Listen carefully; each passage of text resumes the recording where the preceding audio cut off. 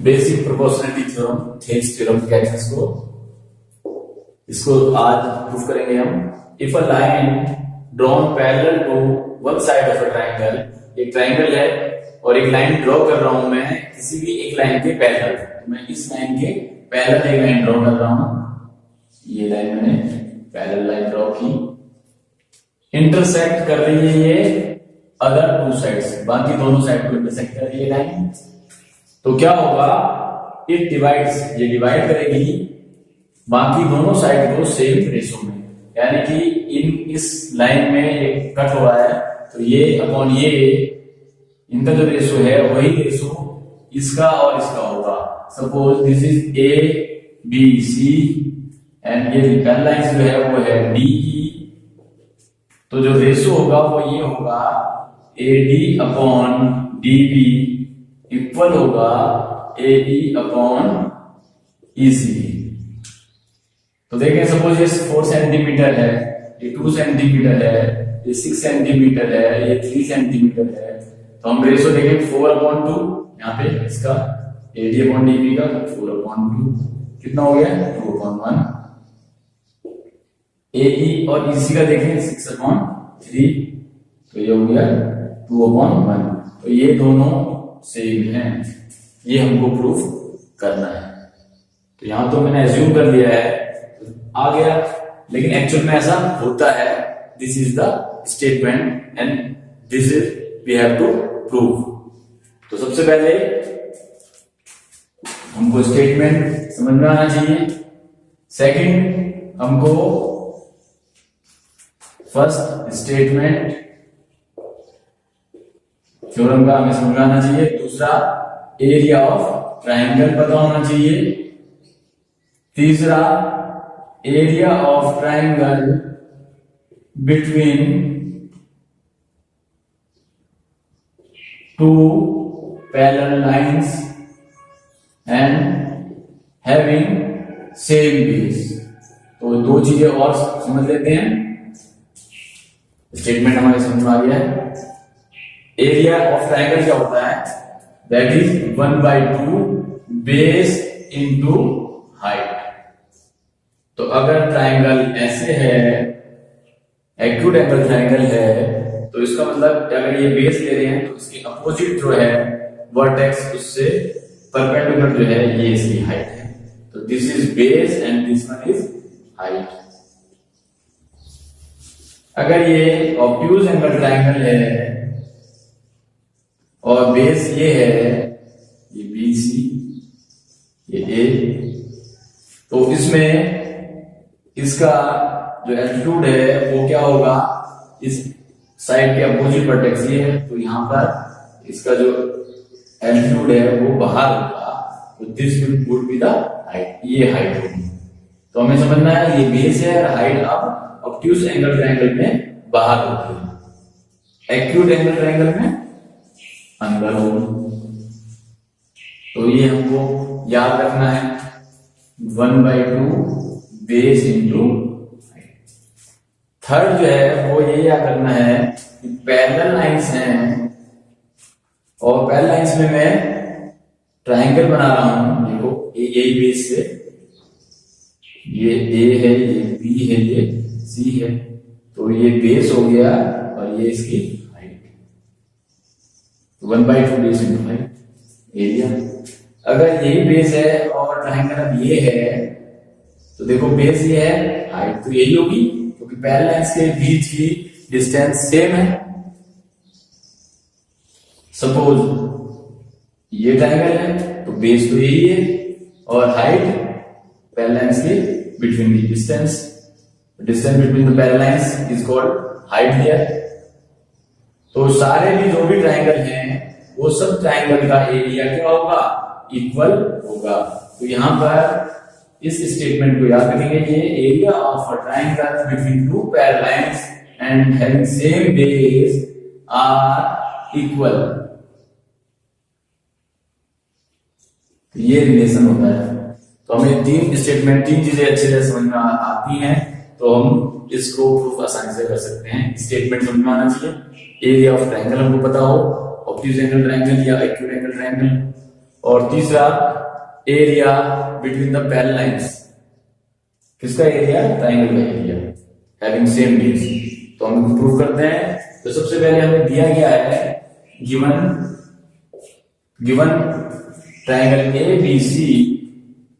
Triangle ABC where DE parallel to BC, ये given है।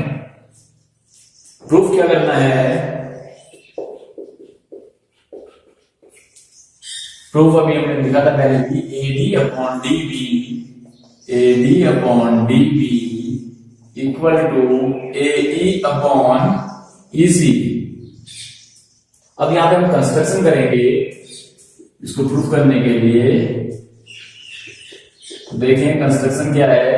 हम एक तो B को E से मिलाएंगे, meet B and E and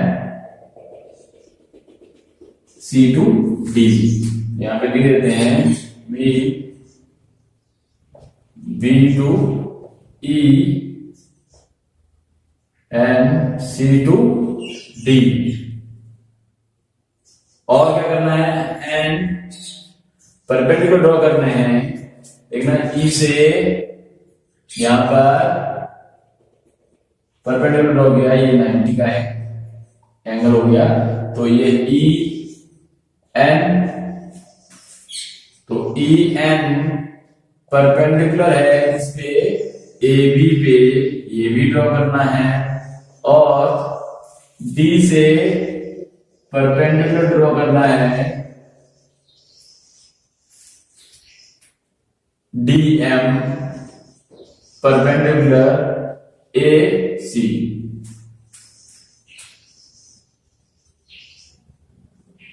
तो ये हमने करना है कंस्ट्रक्शन।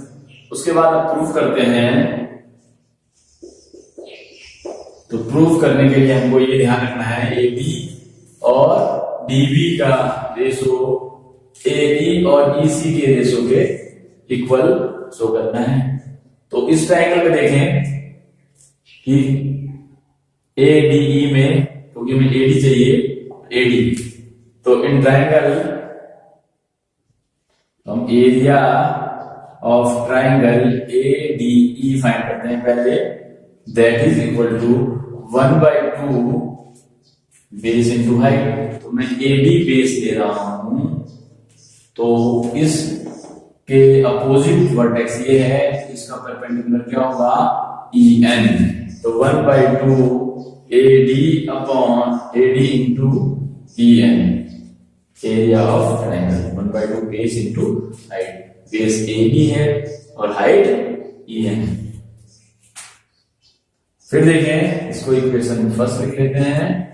फिर देखें एरिया ऑफ ट्रायंगल, क्योंकि मुझे DB चाहिए तो मैं DB देखूं किस एंगल में है, इसमें है, तो BDE ट्रायंगल में, triangle area of triangle BDE that is equal to 1/2 base ये DB इंटू हाइट। अब इसके सामने इसके अपोजिट वर्टेक्स कौन सा है? E, और इस पे परपेंडिकुलर ड्रॉ करेंगे तो ये तो ऑब्ट्यूज एंगल है, तो इसका परपेंडिकुलर जो है वो बाहर है, दैट इज EN, यानी इसकी हाइट जो है EN। तो बेस तो है DB और हाइट है EN, तो 1/2 base DB into height EN। ये सेकेंड।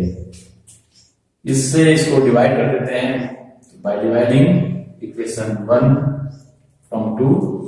तो ये हो गया area of triangle ADE upon area of triangle BDE 1/2 ये AD into EN upon 1/2 DB into EN।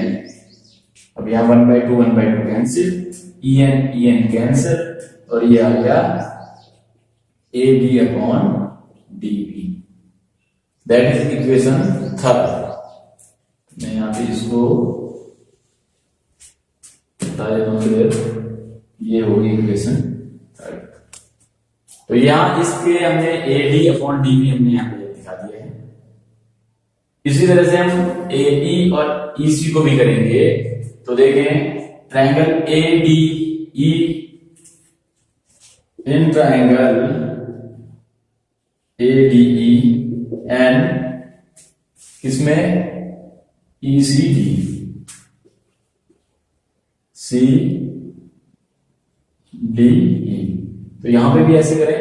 तो देखें पहले इस वाले में AD, तो area of triangle ADE equal to क्या होगा, इसी ट्रायंगल का एरिया मैं फाइंड कर रहा हूं। अब मैं बेस ले रहा हूं AE, तो बेस AE है, तो इस साइड के अपोजिट वर्टेक्स ये है, तो ई परपेंडिकुलर क्या होगा, DM। तो ये होगा 1/2 बेस AE बेस और height DM।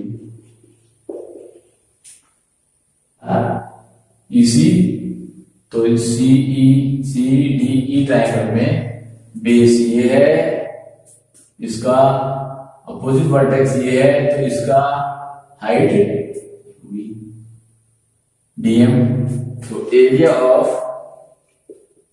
Triangle CDE equal to 1/2 base EC into height क्या है, DM। इनको डिवाइड करेंगे तो क्या हो जाएगा, एरिया ऑफ ट्रायंगल ADE, तो मैं इसको यहीं पे कर लेता हूं। देखें ये यहां पे और इक्वल टू साइन ये, तो यहां कैंसिल हो रहा है कुछ, DM कैंसिल है और ये कैंसिल है, तो ये आ गया AE अपॉन EC, ये इक्वेशन 4।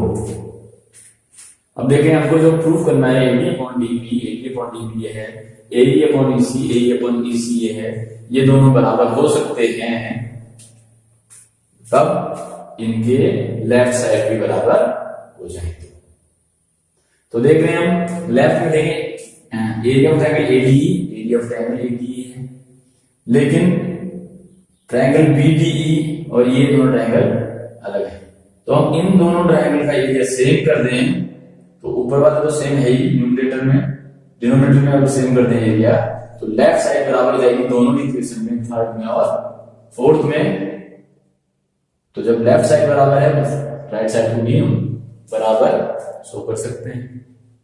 तो इसके लिए क्या करेंगे, देखें ये DE जो है पैरेलल है BC की, और ये पैरेलल है, और बेस से बेस DE पर एक ट्रायंगल BDE फॉर्म हुआ है, और इसी DE बेस पे एक ट्रायंगल CDE फॉर्म हुआ है।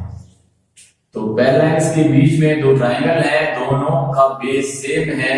जो थर्ड पोजीशन थी, ये फर्स्ट, ये सेकंड और ये थर्ड। तो third statement, if the area of triangle between two parallel sides lines and has the same base, then these triangles have same area। तो इस पॉइंट का यूज करना है। तो यहां पर लिखते हैं हम इसको मैं रब कर देता हूं यहां पे, triangle BDE and triangle CDE are in parallel lines and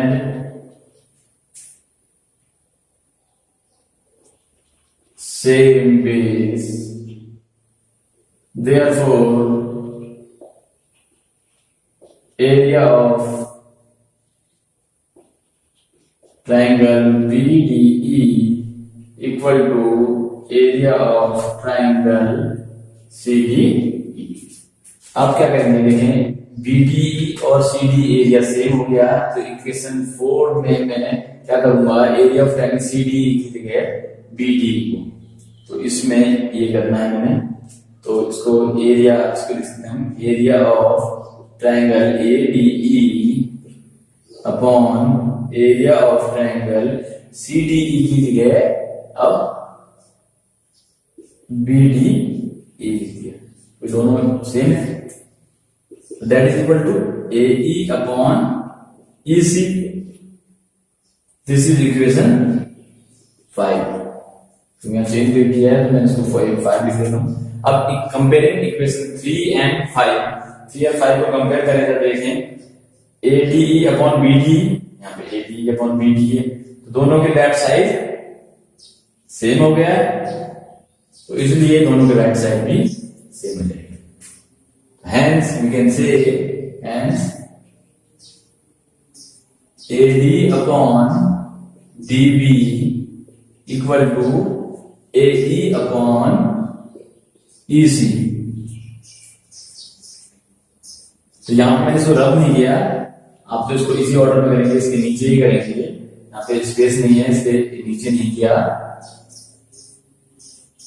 इसके बाद आप ये स्टेप लिखेंगे और then comparing equation 3 and 5 we find AD upon DB equal to AE upon EC। तो यही हमको प्रूफ करना था। हेंस